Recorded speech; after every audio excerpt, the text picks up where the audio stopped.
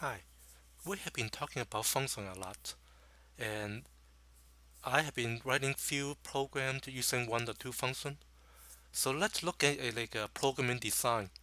Given a bigger problem, how do we approach the problem? How do we break the problem down into smaller chunks? The process of breaking a problem into a smaller subproblems is called functional decomposition. You take a big task and break it down into successive smaller tasks. This is a very natural way to plan. I mean, have you think about you want to plan to do like a vacation or plan to do home remodeling?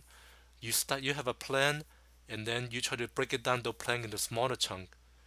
Like if you do vacation, when do you want to go vacation? Where do you want to go? And budget and a lot of things you have to plan now. And then you perform the smaller tasks, working your way up the tree. This is a very natural way to work. This is known as modularized programs, and basically, we write functions to solve problems. In functional decomposition, we have two ways to write function, bottom up and top down. In the bottom up, we write a function at the bottom level of the tree, working your way back up. This is very easy to test. In the top down implementation, we write a skeleton code at the top level first and then stop the function at the lower level. It'll be easier to discern the overall structure, but usually we use the bottom-up implementation. Um, the core shell had the problem-solving supplement document. It is a must-read document for everyone, so please read it. It will help you to understand how to solve a problem. You know, the approach to solving the problem and the step it take. Let's look at a one programming design example. You have seen many web application forms have a date field. User can enter month, day, and year for their birthday as an example. In several have a form coming out of like a calendar. Maybe user can enter um, month, day, and year. And let's write a program to validate the date field. Enter is a valid date. For example, validate if 5/18/2000 is a valid date. What about 2/29/2003? Is this a valid date? How about November 31st, 2001? It is a valid date. Can you answer this? Do you know the answer? If 2/29, 2003 is a valid date? It is not, right? But how do you know? What process bring you to the conclusion that this February 29th, 2003 is not a valid date? November 31st, 2001 is not a valid date? We had to do some brainstorming. What is a valid date? Well, valid date has valid month value. Valid date has valid day value. Month, for example, 1 to 12, 1 for January, 12 for December. Day, like 1 to 31. And how many days in each month? Some months have more days than the other. And what about the leap year? And what about valid day have a valid year value also? If we talk about somebody's birthday, if they enter year like for example 1800, um, that person probably is not living right now. So maybe we want to have a valid year value for the person that is still alive. So how do you break down the date validation? What function do you need? mean, what function do you need to write, and how to test the function. These are the questions that students always ask. How do I approach the problem? Um, I think everybody know how to check whether a date is valid. You know it, but how do you teach or write a program to do it? So let's break it down this problem. Let's look at the very high level. I can write a function called isValidDate, which takes three inputs: month, day, and year. And the isValidDate will return true or false.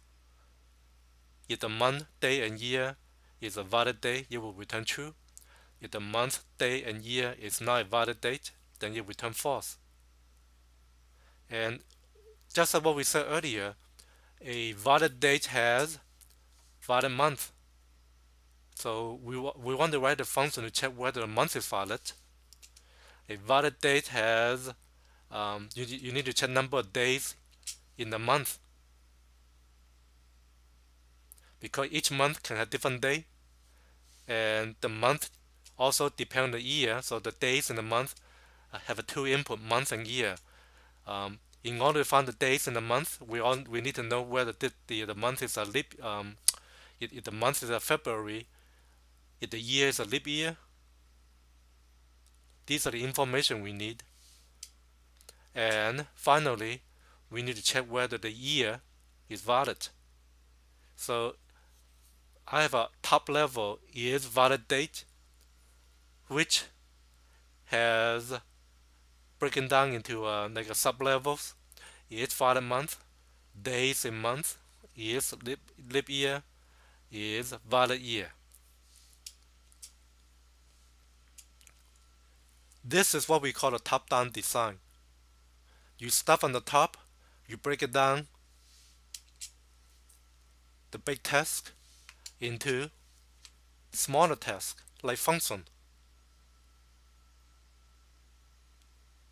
And again, this is a very natural way of doing planning. And bottom-up implementation. What that means is, I would implement, for example, is leap year first. I actually do this first and then work my way up to the top level. So let's work out this programming exercise to see how this works. So write a function called isLeapYear that accepts one input, year, and return true if the input year is a leap year. Otherwise, return false. I think you might have recalled we did this problem in one of the lecture. So let's bring up the PyCharm, and I go to the folder, right click, new Python file. Let me call date validation.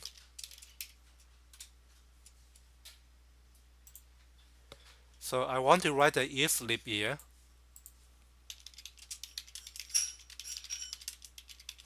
with the year, and again going back to the slide, a year is a leap year if it is divisible by 4 but not by 100, or if it is divisible by 400. And by this mean, if year mod 4 is equal to 0, is divisible by 4, and year mod 100 is not equal to 0, then this is a leap year, or year mod 400 is equal to 0. Then this is a leap year, and we can put a return statement. Now I just write a function.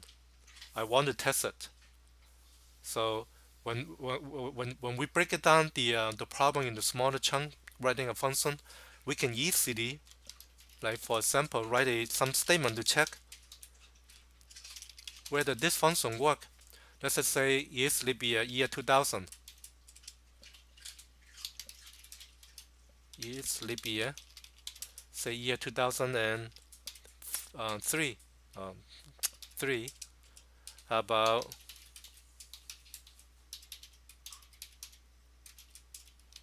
2016? And how about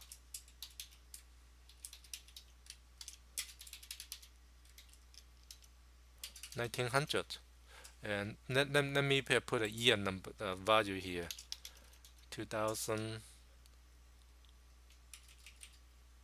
year 2000 is, let me just do this. Year 2000, year 2003.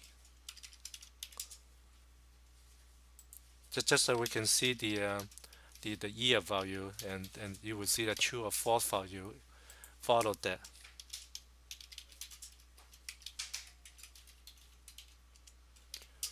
And let's run this. Right click, run date validation. So year 2000 true is a leap year. Year 2003 false is not leap year. Year 2016 is true, is a leap year. Year 1900 false is not leap year. That look pretty good. So I write a function. I just write some simple print statement that kind of like calling the function just to see what the function's working. And once it work, and I can use, for example, triple quote to comment out this part here, and then work on another function. The second function is, let me go back to the slide. Write a function called days in month that accept two input, month and year, and return number of days for the month. The month is a number where 1 is a January and 12 is a December. Take leap year into consideration. For example, if the input is 2 and 2016, then return 29 because February 2016 is a leap year, so if 29 days in that month. March 2015 have 31 days. June 2000 has 30 days.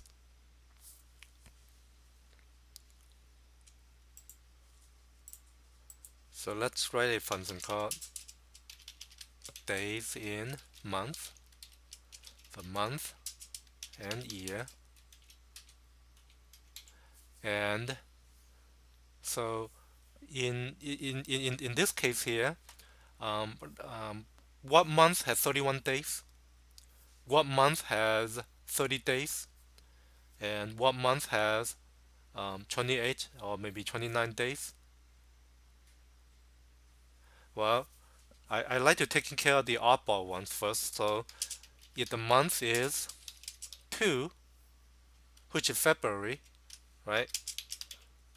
Then we just wrote the function is leap year. We can check if is leap year of the year, then there will be 29 days in that month. Else, then it will be 28 days for that month.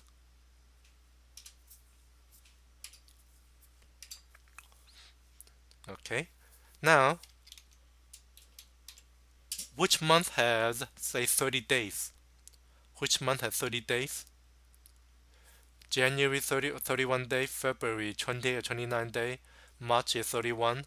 So the first month has 30 days is April.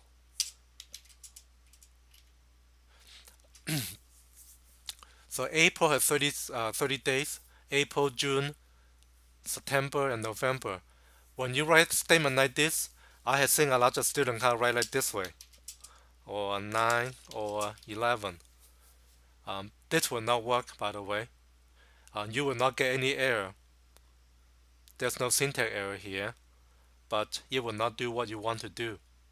If you want to say either April, June, September, or November, you have to check each of the months. like this.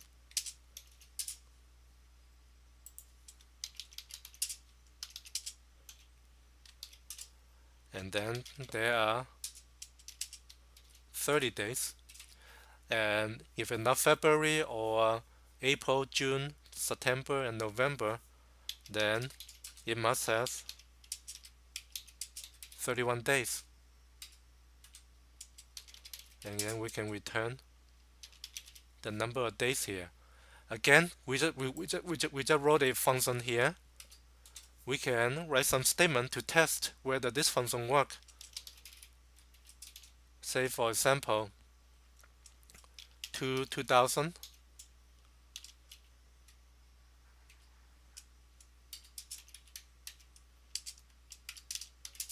Let's see, days in month 2000. How about say October 2015,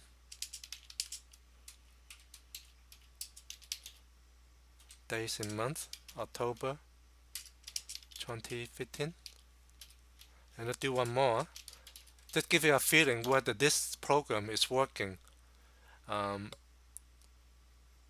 Let's see, how about April 2017?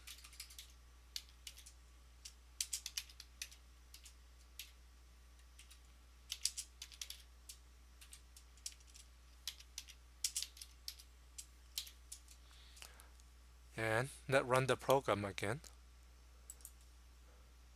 So February 2000 has 29 days, October 2015 has 31 days, and April 2017 has 30 days. That look pretty good. And I could move this comment on the top here. So comment out this code. These are the code that I use to test. When I'm done with that, let me comment now, and then I can work on another one. So let's look at another function. We are working our way from the bottom and going up. Write a function called isValidYear that accepts one input, year, and return true if the input year is a valid year, otherwise return false.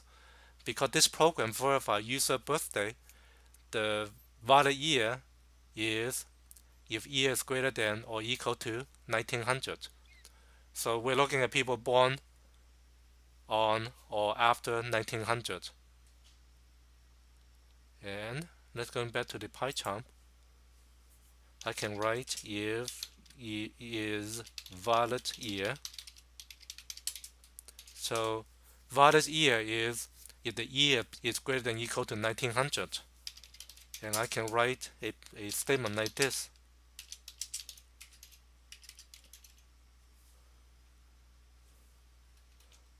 And again, I can write some test cases.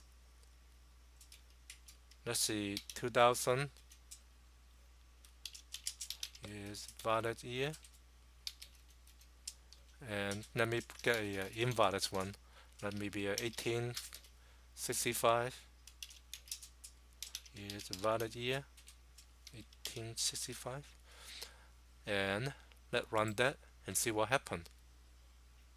So 2000 is a valid year, but 1865 is not a valid year for this program requirement.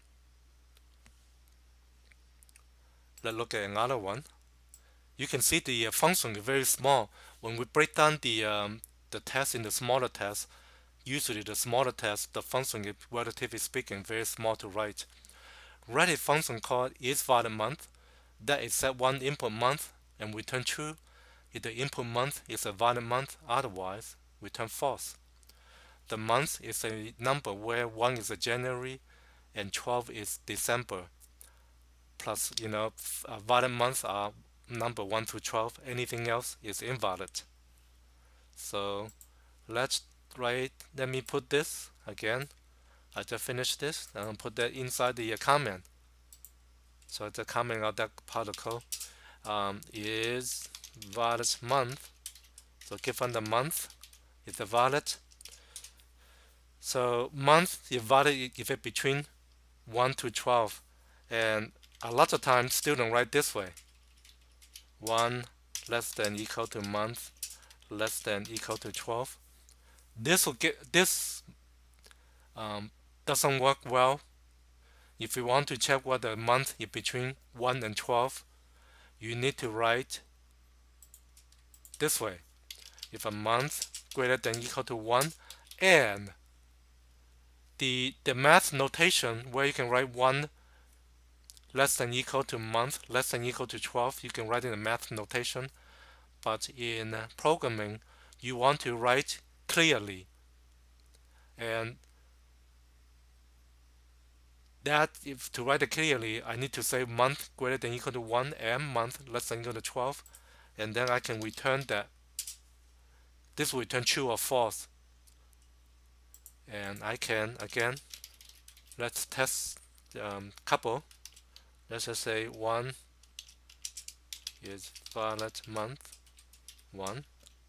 How about 13 is valid month 13. So let's run it and see what happens. 1 is a valid and 13 is not. So that looks pretty good, and I'm going to put that comment up for now because I'm just done with that. I did not test that thoroughly. I just want to test few cases just to show it working. Write a function called is validate. Now this is the very top level. That is set 3 input, month, day, and year, and return true if the month, day, and year is a valid date. Otherwise, return false. So now we have all the tools we need to write if valid date. Month, day, and year. A valid date is valid if it is a valid month and it's a valid year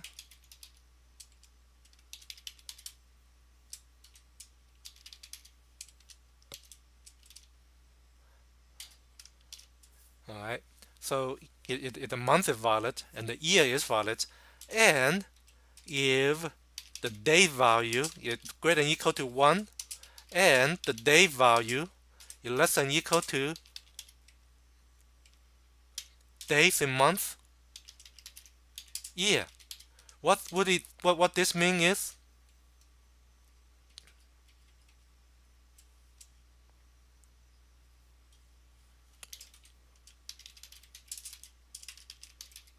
what this mean is given if the month is valid, if the year is valid, then I check the day value, and the day had to be bigger than equal to 1 because the smaller value for day is a 1, and the day must be less than or equal to the days in month for that month and year. If it is, then this is a valid date. And in the outer in the outer if this is not a valid month and valid year, you know this is not a valid date, and I can just return false here. And now again, I can write some simple statement. Say for example 2/29, say 2001 is valid date 2/29 2001. How about 2/29 2016? I'm testing the leap year first. 2016. Let's do one more. How about 10/10/2019?